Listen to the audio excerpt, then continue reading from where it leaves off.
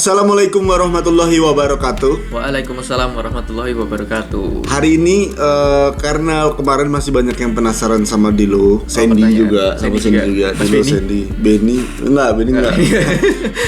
kan Benny kan udah lama memeluk Islam. Nah, komen-komen tuh banyak yang bilang gini loh, mereka itu seneng kalau kita bercerita Tentang kisah malam. tentang kisahnya kita, tentang gimana sih nikmat iman dan nikmat Islam. Mereka teman-teman tuh suka kalau lihat kayak gitu. Kenapa? Mungkin ya, coba kamu jadilah orang yang misalkan kamu sudah dari agama lama, terus kayak ada motivasi dari orang baru gitu loh. Jadi kita teringat lagi Tentang rasanya nikmat. benar. Nikmat ini teringat lagi. Nah, makanya tuh mereka katanya kalau kita cerita tuh ngecas gitu. Ngecas iman katanya. Nah, aku sekarang mau tanya, aku udah pernah cerita di beberapa videoku yang kemarin tentang aku. Sekarang aku mau tanya ke kamu, gimana sih rasanya dulu kamu pertama kali masuk di agama Islam, itu rasanya gimana? Apa ada perbedaan? Perbedaannya apa aja? Ngapain aja? Terus yang beda itu apa? Yang signifikan banget ya, yang paling kelihatan dari pribadiku, dari sikapku adalah sikapku ke orang tua sih. Aku nggak tahu mama mandangnya gimana. Cuma aku merasa aku sekarang bisa lebih deket sama mama, sama keluarga. Soalnya sama Mas Vano, sama adik ayah aku bisa lebih deket. Dalam artian kayak dulu kan aku sering banget yang namanya nggak tahu aturan lah istilahnya. Istilahnya nggak tahu aturan, kayak main dan lain-lain. Tapi setelah aku belajar Islam, aku belajar gimana sih caranya kita biar kedepannya bisa lebih bahagia, bisa lebih deket sama Allah. Ya cara satu-satunya ya dengan keluarga itu. Caranya dengan keluarga. Apa yang bikin beda? Maksudnya kan dulu kan waktu kamu misalkan sebelum memeluk Islam kan sama aja untuk memperlakukan mama misalkan. Aku nggak tahu caranya, dalam artian aku nggak tahu adabnya gimana caranya deket mama. Bahkan aku tuh kayak ngobrol sama mama. Bukannya itu hal normal, bukannya itu harus. Maksudnya gini, berbakti ke orang tua, itu kan kayak bukannya hal umum kan? Hal umum. Kenapa? Apa yang bedain? Oh, waktu aku masuk Islam aku jadi lebih nih ke mama. Iya, karena ya, sebelum masuk Islam apa bedanya kan? Itu hal umum. Karena aku belajar lebih dalam tentang Islam, yang mengajarkan kasih rasa cinta kita kepada orang tua kita dan kepada saudara-saudara kita kan. Bukannya kita udah diajarin dari kecil? Udah, tapi terus, beda. Rasanya tuh kayak detailnya apa bedanya? Detailnya ya dikasih hadis sama Rasulullah. Ibumu baru ayahmu. Terus? Ibumu. Aku langsung jadi mikir dong. Kok segitunya sih sama ibu? Kenapa sih? Ternyata memang surga di kaki ibu kan. Aku udah sering dengar dari dulu. Cuma aku nggak yang kayak aku harus berbakti banget sama mama. Itu aku nggak kayak gitu. Entah itu aku dari akunya atau diajarin ke yang dulu kurang menekankan itu sih, lebih tepatnya kurang menekankan hal itu. Mungkin gini, berbakti sama orang tua tuh hal yang sangat umum. Cuman saat kita masuk Islam itu tuh kayak benar-benar dijabarkan gimana caranya perilaku kita untuk seorang ibu. Bener. Gimana sih? Detail Mas Pan. Artinya juga misalkan kalau waktu kita belum masuk Islam paling-paling yang pintar sama mamahmu supaya bla bla bla, tapi di Islam enggak. Di Islam ditunjukkan kunci untuk akhirat yang nikmat itu adalah ibu kita. Jadi benar-benar detail harus gimana. Jadi kayak akhirnya kamu lebih dalam lagi karena di Islam juga ilmunya lebih dalam, lebih detail. Akhirnya kamu juga lebih paham. Oh, lebih dijabarkan lagi gitu loh. Ya, akhirnya kamu gini. Oh, ternyata aku sama mamaku tuh harus kayak gini. Benar. Oh, ternyata aku sama orang lain tuh harus kayak gini. Jadi kita harus lebih tahu gitu ya. Kalau Mas Panu dulu kan mungkin dari dulu memang deket sama mamah banget mungkin ya. Bahkan ketika Mas Panu di Salatiga tuh kayak sering banget kangen sama mama. Kalau aku enggak, kalau aku orang yang cuek sebenarnya, orang yang ya udahlah, kayak ya udah gitu loh. Cuman gini loh, walaupun ya aku deket sama mama dari dulu sewaktu sebelum aku Islam, tapi aku juga merasakan bedanya. Beda ya. Kenapa? Mungkin ada beberapa hal yang aku tahu ternyata itu salah dan sekarang aku tahu. Oh, misalkan aku dulu kalau dipanggil mama suka no, atau aku suka di dalam hati ya. Iya, kayak. Dan ternyata sekarang waktu aku masuk Islam, kita nggak boleh berkata uf aja ke orang tua. Uf tuh kayak gila.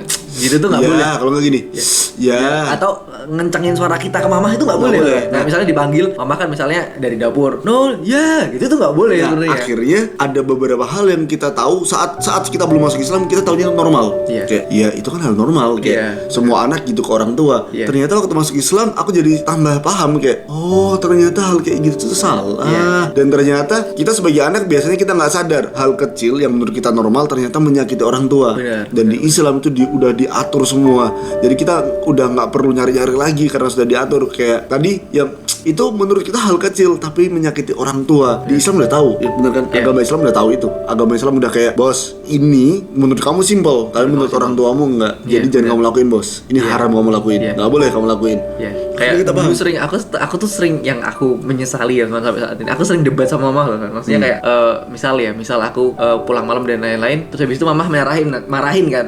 Aku di situ nggak terima, kayak kamu pengen punya opinimu sendiri. Pengen punya opini sendiri. Jadi aku ngebantah. Tapi setelah aku belajar kesini, aku nggak boleh kayak gini ternyata. Tapi banyak yang protes. Misalkan gini, lah kalau misalkan mama kita, aku pengen mengeluarkan opini, terus kenapa nggak boleh ngebantah? Nah banyak yang protes kan biasanya. Biasanya banyak. Kan masalahnya misalkan kamu pulang malam karena kamu tugas, tapi mama tetap marah.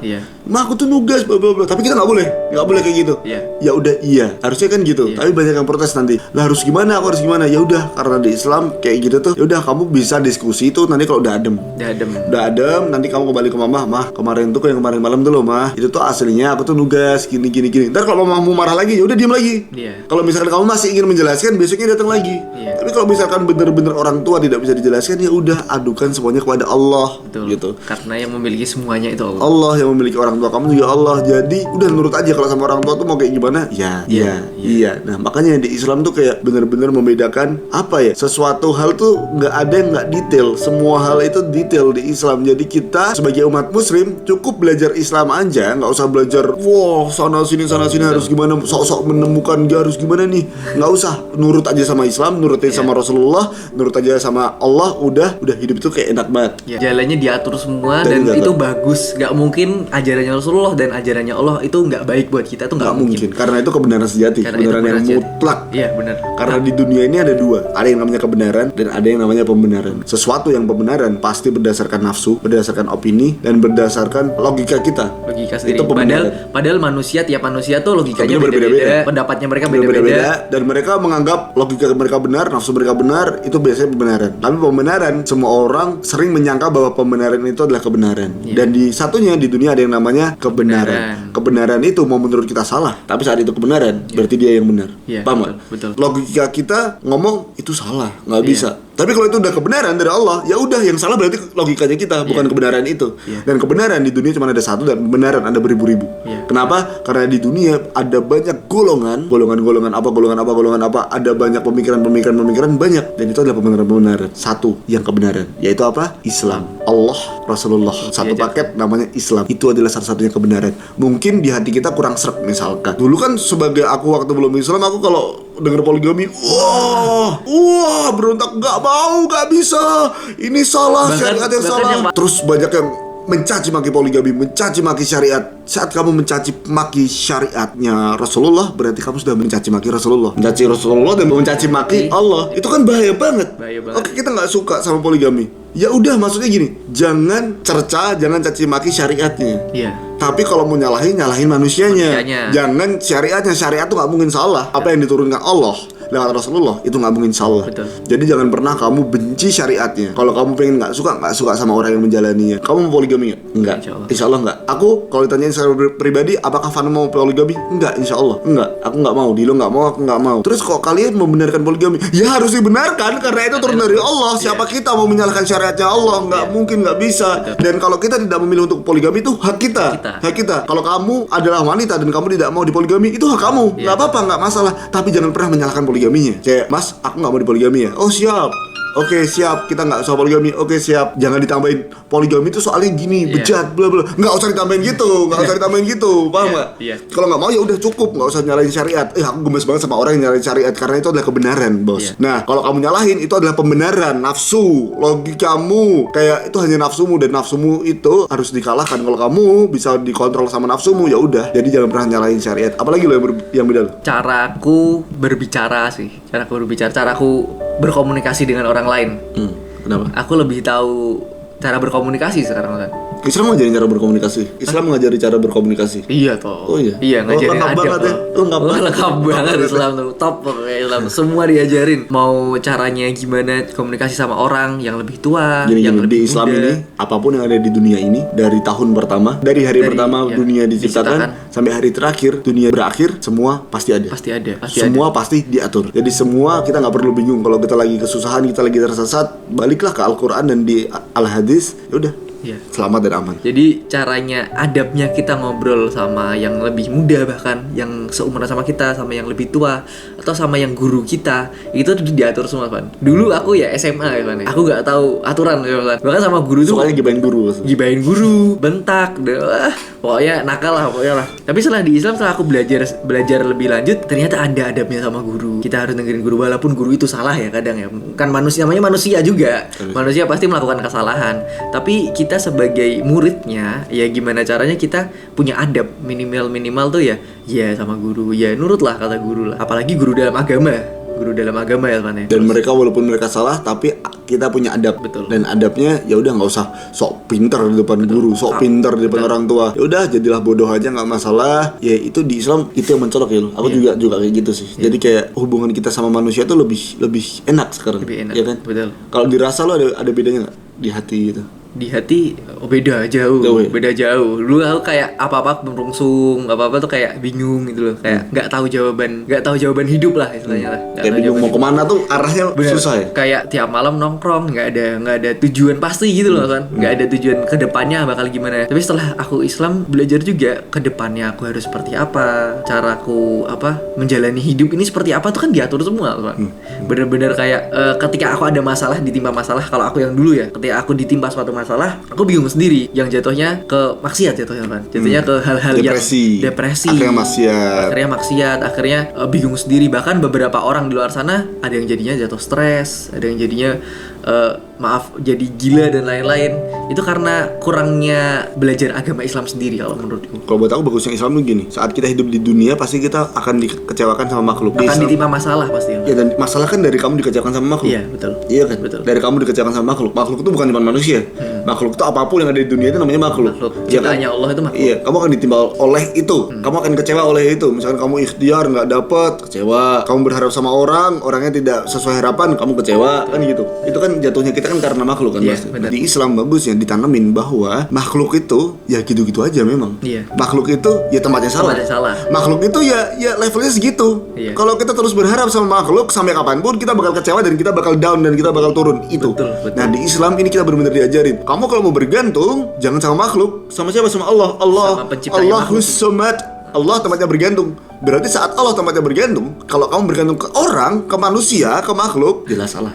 Kamu tidak mengamalkan ayat Al-Quran yang dalam surat Al-Ikhlas. Padahal kan Al-Quran untuk diamalkan, dan di sana ada Allah tempat bergantung. Saat kamu bergantung ke makhluk, saat kamu berharap ke makhluk, ya udah, kamu masih kecewa. Pasti kecewa. Nah, sekarang lihat di surat sependek ini aja, kalau diambil satu ayat, nggak usah satu surat, satu ayat, lihat perubahan hidup kita kayak gimana. Bener. Nggak usah satu surat, satu ayat loh. Satu ayat. Ya kan Allah tempat bergantung kan. Kalau kamu mengamalkan itu, kamu akan sadar, dia nipu aku ya. Kok dia ngambil uang aku 50 juta ya?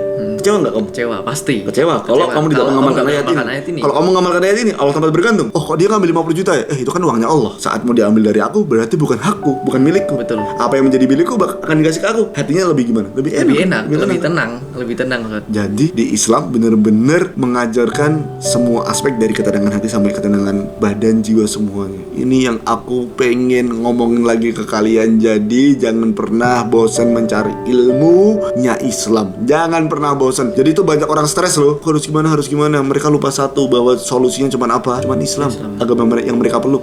Gak usah lari kemana-mana. Kalian ini lahir, kalau yang kalian lahir Islam, kalian ini adalah lahir di agama yang sudah agama yang diciptakan untuk menyelesaikan masalah kalian saat ada di dunia. Betul. Jadi kalau misalkan kalian bertumbuh dan kalian meninggalkan agama itu, terus kalian punya masalah, kalian pusing, itu berarti kayak bego kan? Harusnya loh, orang aku lahir dengan agama penyelesaian, agama yang menyelesaikan segala masalah, kenapa kau harus bingung? Kalau kita belajar terus, akhirnya kan kita tahu solusi-solusi untuk kehidupan. Al-Quran itu kan petunjuk, kan? Al-Quran itu petunjuk. Saat Al-Quran itu adalah petunjuk, ada nggak yang nggak ditunjukin? Nggak ada kan? Pasti semua ditunjukin kan? Kembali lagi ke Allah, semua kan baik-baik saja. Udah segitu aja yang dulu rasain saat masuk Islam, sebelum dan sesudah. Dan mungkin pasti lebih dekat sama Allah ya. Pasti lebih dekat, pasti lebih nikmat sih rasanya, nikmat di hati tuh tenang gitu loh. Apalagi sholat 5 kali. Oh iya. Iya kan? Iya. Jadi kayak dulu kan kalau astagfirullah. Pokoknya setiap hari itu kosong. Setiap hari kosong. Ada jangkanya kalau mau ketemu Allah atau ketemu Tuhan yang kosong. kita sembah tuh. Iya, bukan Tuhan. Kosong. Ya gitu. Terus kalau sekarang tiap hari tuh suhur. Oh, ketemu lagi nih. Oh, maghrib ketemu lagi nih. Oh, isya ketemu lagi nih. Subuh bangun tidur. Allah lagi. Karena hidup sebenarnya hanya untuk ibadah. Betul. Berarti ya udah, memang ini. Benar kan? Disuruh Allah ibadah. Yaudah guys, segitu aja. Ini mungkin video ini udah kepanjangan. Makasih udah nonton video ini sampai selesai. Assalamualaikum warahmatullahi wabarakatuh.